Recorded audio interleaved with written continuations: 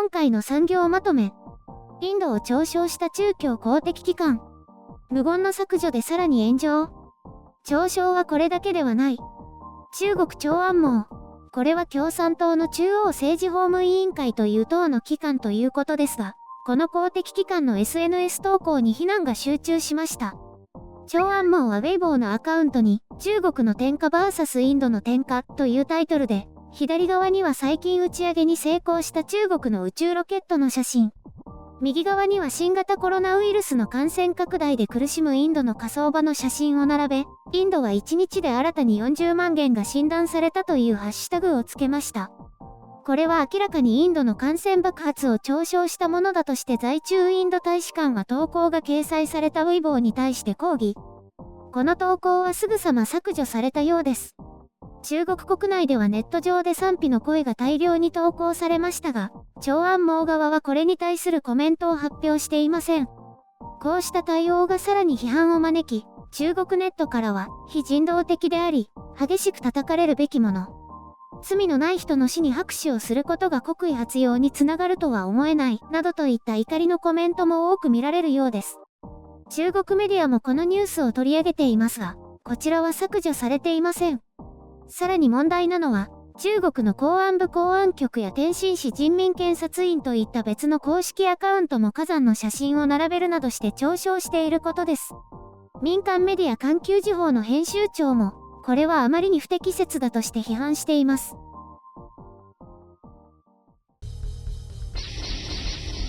編集所官。今回の概要。嫌悪感の背景について。意外に多い国内からの批判。みんな気をつけなきゃね。これは当然非難されるべき行為ではありますが、表面的に捉えて中国のとある機関を非難しても仕方がありません。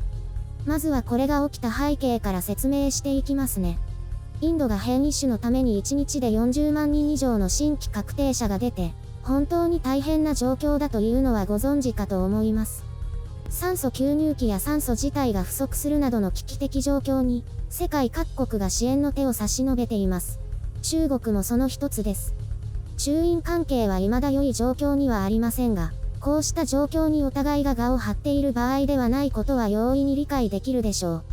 中国はこの事態が発生する以前から酸素発生装置や人工呼吸器といった医療物資を大量に支援しています。一方でインドでは、中国がこれを金儲けに利用している、地政学的な意図がある、という批判的な見方もあります。インドメディアは各国の支援を一覧にまとめ、一つ一つに感謝を示しましたが、このリストに中国は掲載されませんでした。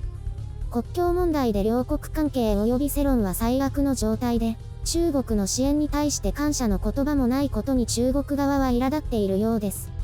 そうやって積もりに積もった負の感情があのような投稿を生み出してしまったのでしょう。中国国内では投稿に対して当然賛同の声も多くあります。同様の嘲笑する投稿がいくつも上がっているようです。中国人のコメントにもありましたが、個人が騒ぐのと公的な機関が騒ぐのは違う。まさにこれだと思います。中国の政治と法律制度を広報する機関が、外国を侮蔑するようなことがあってはならないと一部の中国人も考えているようです。中国メディアはただ今回の顛末を伝えているだけで、特に称賛も批判もしていません。民間メディア環球時報の編集長は、かなり遠回りに、そしてそっと当機関を批判しました。これは極めて珍しいことですね。こうしたことに対して今回中央からの指導がないのはなぜでしょうか。おそらく中国はこういう問題を適切に対処できるという姿を世界に見せたいのでしょう。もう全世界に拡散して隠せないからね。今回の問題点をもう一つの機関がやったことなら担当者個人の問題と言えなくもないですが、複数機関で同様のことが行われました。私は中国人全員がこのように程度が低いとは思いませんが、国や地方を代表する人たちがこのようでは、ちょっとどうかなと思います。今回は不幸にも命を落とした方々が大勢いるのに、それを嘲笑するというのはちょっと信じられない話です。中国政府は今回の一件を恥として胸に刻み、厳しく対処すべきです。偉そうに大国面するのであれば、中国としても、今回の行動は中国が綺麗に作り上げた外面的なイメージを破壊する行為であり、言い方を変えれば中国の恥部を世界に発信したわけですから。これが今のところ表立った動きが何もないというのは、ちょっとマイナスなんじゃないかと思いますね。当然日本でもこれに似たような不適切コメントで謝罪に追い込まれるケースもありますね。ただ、日本の場合は批判する側も極度に偏っていたり、言葉狩りや曲解みたいなのも多いけど、今回は中国の一部の人の際立った傲慢さとインドに対する嫌悪感、侮蔑的な感情が世界に発信されたわけです。ただ、これは中国のある一つの側面にしか過ぎないですし、これをもって中国という国を徹底的に批判するという気にはなれないです。私はね、できればインド大使館にバレる前に削除すればよかったのにね。ってそういう問題じゃないか。こういうのを目にするとね、本当に公の場での発言には気をつけないと、改めて思います。堅苦しいとかそういうのではなくてね。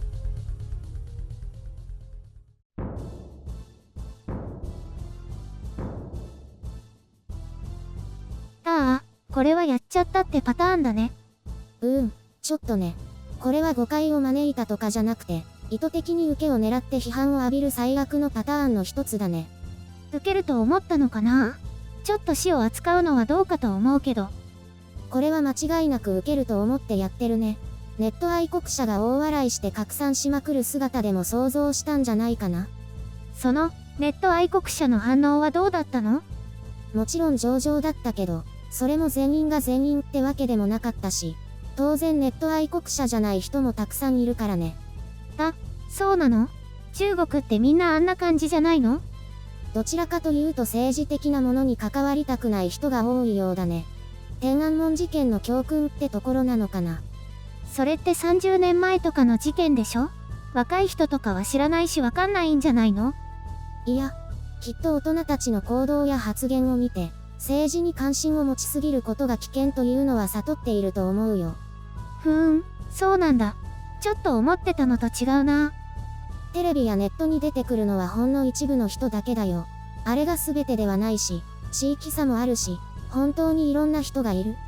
でも、投稿を批判って中国だとやばいんじゃないの？それでもちょっと黙ってられなかったんじゃないかな。あまりにも低俗だったから。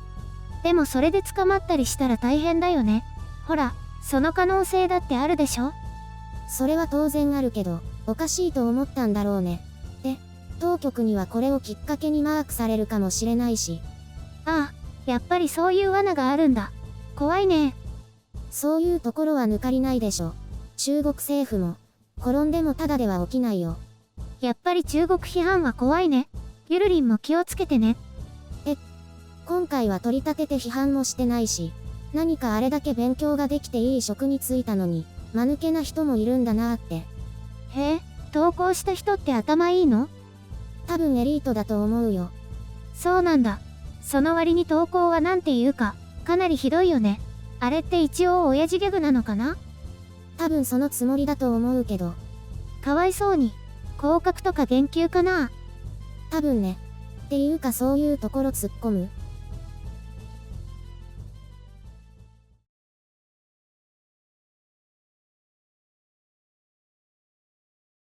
ゴールデンウィークだね。今ね、朝から晩まですごく忙しいんだ。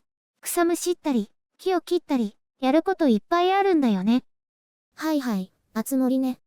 そう。とうとう無人島にテントを立てて生活し始めたの。これって昨日言ってたソロキャンプをやってるってことだよね。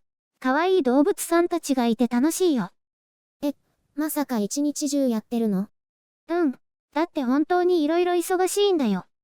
10年以上前にも動物の森をやってたんだけどね。クオリティが全然違うよ。進化してるね。なんだっけ？小さいゲーム機のだよね。昔のはね、今は家のテレビ画面に映してるからすごいリアルなんだよね。進化しているといえば思い出した。今朝、情報番組やってたんだけどね、居場所共有アプリっていうのがあるらしいよ。今どこって聞かなくてもそのアプリを見れば相手がどこにいるかわかるらしい。しかも滞在時間とかバッテリーの容量とかも。すごいよね。10代の若者たちには大人気なんだって。それって居場所を送信し続けてるってこと？そうみたい。テレ朝の大人のコメンテーターたちは、何それ？怖い、キモいとか拒否反応がすごかったけどね。10代の若者って基本的に学生だよね。要するに放課後の居場所がわかるってことでしょ？そりゃ便利なんじゃない？ゆるりんは使いたい。別に、居場所を伝えたい人もいないし、どうせほとんど家だし、常にスマホ持って歩くわけじゃないし。なんで持って歩かないの？散歩したり走ったりするとき邪魔でしょ？買い物も電子マネー使わないんだったらなくていいし。じゃあ結局使わないんだ。でも学生とかは生活シーンを考えると便利だと思う。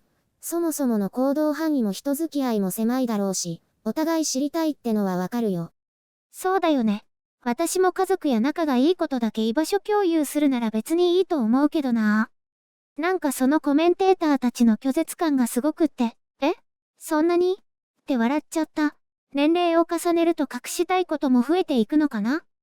コメンテーターならちゃんとコメントしないとね。自分の価値観の押し付けだけなら街頭インタビューで十分だよ。